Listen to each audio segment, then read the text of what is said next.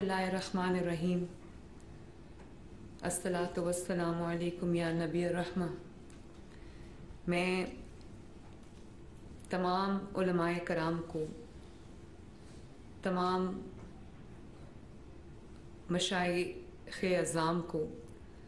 कायदीन को, मुअज़्ज़ज़ कायदीन को और मुअज़्ज़ज़ शुरका को यहाँ पर खुशामदीद कहती हूँ और बहुत शुक्रगुज़ार हूँ आपकी कि आप दूसरे शहरों से तशरीफ़ लाए। कराची से मुफ्ती आज़म साहब तशरीफ़ लाए। आपने अपना कीमती वक्त जो है वो हमें दिया। मैं आप सब की इंतहाई शुक्रगुज़ार हूँ, दिल की गहराइयों से शुक्रगुज़ार हूँ और आपको खुशामदीद कहती हूँ। मेरे भाइयों और बुज़ुर्गों, बहुत जय्यद उलमा यहाँ पर तशरीफ़ रखते हैं और बहुत बड़े बड़े नाम यहाँ पे तशरीफ़ रखते हैं और बहुत चमकते दमकते चेहरे जो अल्लाह ताला के अहकामात पे चलने वाले, चलने की कोशिश करने वाले, नबी पाक सल्लल्लाहु अलैहि वसल्लम से मोहब्बत करने वाले लोग यहाँ पे मौजूद हैं। और आज हम एक टेबल पे बैठे हैं तो हम एक यूनिट बन के बैठे। ये इस साइड पे तमाम कानून नाफिज करने वाले इदारे मौजूद हैं, आपके वज़रा मौजूद हैं और इस साइड पे हमारे उलमाए कराम मौजूद हैं।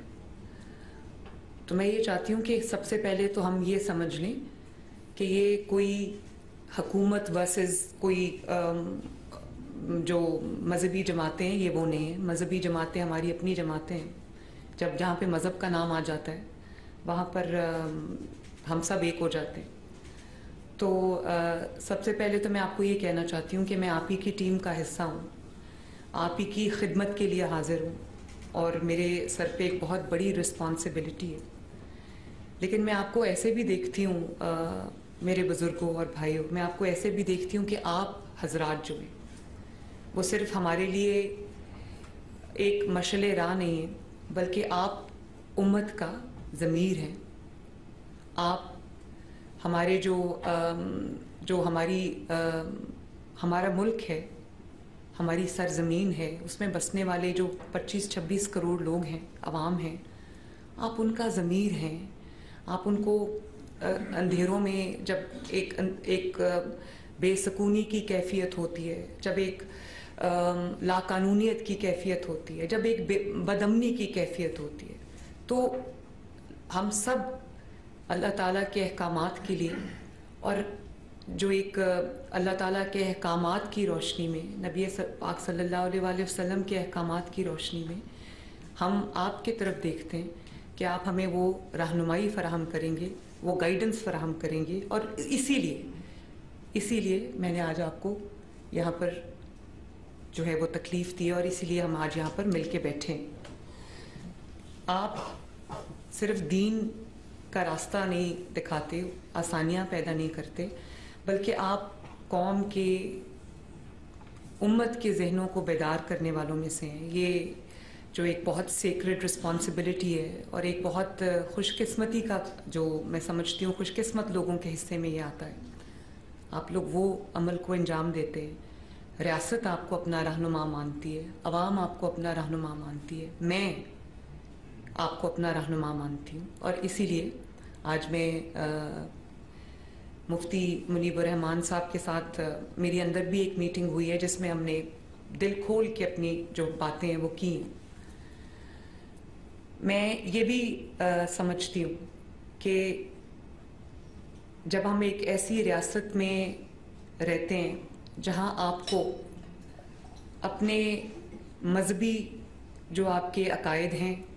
या आपके जो मजहबी क्रेडेंशियल्स हैं, कि आप कितने अच्छे मुसलमान हैं, या आप मुसलमान हैं, या आप अल्लाह ताला को मानने वालों में से हैं, या आप नबी सल्लल्लाहु अलैहि वसल्लम को मानने वालों में से हैं, आप कुरान को मानने वालों में से हैं, आप हदीस पे अमल करने वालों में से हैं, तो आपको एक सर्टिफिकेट की ज़रूरत पड़ जाती है सिर्फ अपने आप को डिफेंड करने के लिए, सिर्फ ये बताने के लिए कि नहीं आप मुसलमान हैं, आप भी जो है वो मज़हब से प्यार करने वाले लोग हैं। تو یہ ایک بہت تکلیف دہ صورتحال ہو جاتی ہے. اور آپ جانتے ہیں کہ ماضی میں بھی یہ ہوا کہ سیاسی مقاصد کے لیے کچھ جماعتوں کو صرف عمل میں ہی سیاسی مقاصد کے لیے لایا گیا، کسی کو نیچا دکھانے کے لیے، کسی کے خلاف استعمال کرنے کے لیے، کسی کو ضرر پہنچانے کے لیے. اور یہاں پہ آج کتنے جید علماء تشریف رکھتے ہیں تمام فرقوں سے. بریلوی مکتبہ فکر سے لوگ یہاں پر موجود ہیں، دیوبندی مکتبہ فکر سے علماء یہاں پر موجود ہیں، اہل تشیع مکتبہ فکر سے یہاں پہ علماء موجود ہیں، اہل حدیث مکتبہ فکر سے یہاں پر علماء موجود ہیں. بڑے بڑے نام ماشاءاللہ یہاں پر بیٹھے ہیں. تو یہ ایک تکلیف دہ صورتحال ہے کہ ہم ایسی چیز کے بارے میں بات کرنے جا رہے ہیں جو ہم سب کے دلوں پہ بھاری گزرتا ہے، اور ایک بہت ایسا کوئی ماحول نہیں ہے جس میں انسان جو ہے وہ ایسی باتیں کرے جو آپ کا بھی دل کرتا ہے کرنے کو، میرا بھی دل کرتا ہے کرنے کو. لیکن میں صرف یہ پوچھنا چاہتی ہوں کہ اس بات کی ضرورت کیوں پیش آئی؟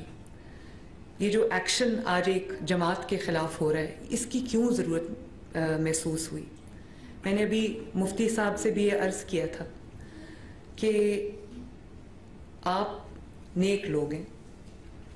آپ اسلام کی تعلیمات پر عمل کرنے والے لوگ ہیں، ہمیں راستہ دکھانے والے لوگ ہیں، اور آپ کی جو مذہبی جماعتیں ہیں، سیاست کرنا سب کا حق ہے، مذہبی جماعتوں کو بھی سیاست کرنے کا حق ہے. لیکن سیاست کی آڑ میں یا مذہب کی آڑ میں انتہا پسندی کو پہنچ جانا، ہتھیار اٹھا لینا، بے گناہوں کو نشانہ بنانا اور راستے بند کر دینا، املاک کو جلا دینا، کسی کی جان لے لینا. اب یہاں پر جو قانون نافذ کرنے والے ادارے یہاں پر موجود ہیں، آئی جی صاحب موجود ہیں، سی ٹی ڈی کے جو سربراہ ہیں وہ موجود ہیں، اسپیشل برانچ کے لوگ بیٹھے ہیں، ہوم سیکرٹری صاحب یہاں پر تشریف رکھتے ہیں. ہم سب اور میں بطور چیف ایگزیکٹو پنجاب کے، ہم سب آپ کی خدمت میں حاضر رہتے ہیں. ہم سب یہ حتی الامکان کوشش کرتے ہیں کہ یہاں پر عوام کی جو جان اور مال اور عزت ہے وہ محفوظ رہے. میں پوری کوشش کرتی ہوں صبح دوپہر شام کہ کوئی جو روزمرہ کی زندگی ہے اس میں کوئی خلل نہ آئے، اس میں کوئی رکاوٹ نہ آئے. لوگوں کو اپنے روزگار پہ آنے جانے کے لیے، اپنی درسگاہوں میں آنے جانے کے لیے، اپنے جو روزمرہ کے جو معاملات ہیں، چاہے کسی نے ہسپتال جانا ہو، کسی نے اسکول جانا ہو، کسی نے اپنے کام کے لیے جانا ہو، یا کسی بھی مقصد کے لیے کوئی اگر اپنے گھر سے باہر نکلتا ہے تو اس کو کسی تکلیف کا سامنا نہ کرنا پڑے، اور کوئی ایسی سچویشن پیش نہ آئے کہ کاروباری زندگی جو ہے وہ بالکل معطل ہو کے رہ جائے، اور کوئی گروہ ایسا آ جائے جو کفر اور اسلام کی جنگ بنا دے اور ہتھیار اٹھا لے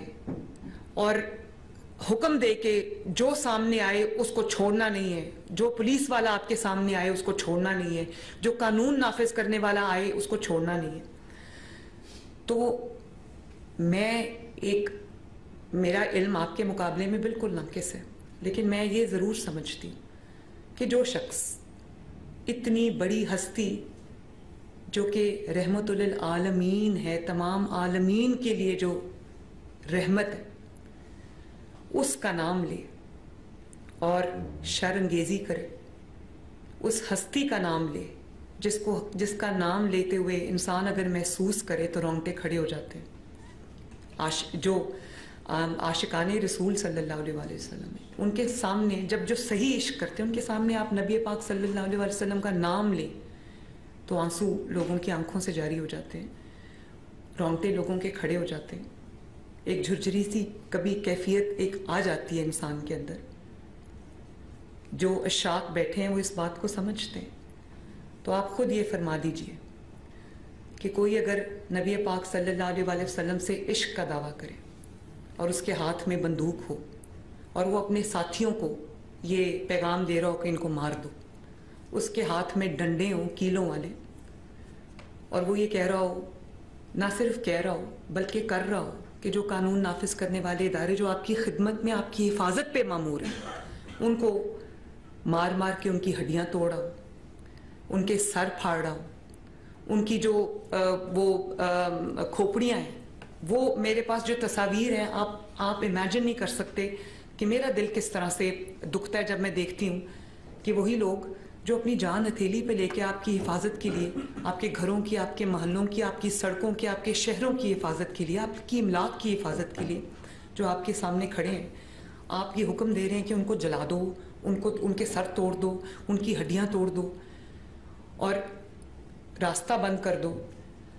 نبی پاک صلی اللہ علیہ وسلم تو راستے سے پتھر ہٹانے کو اتنا بڑا ثواب کا کام کہا ہے،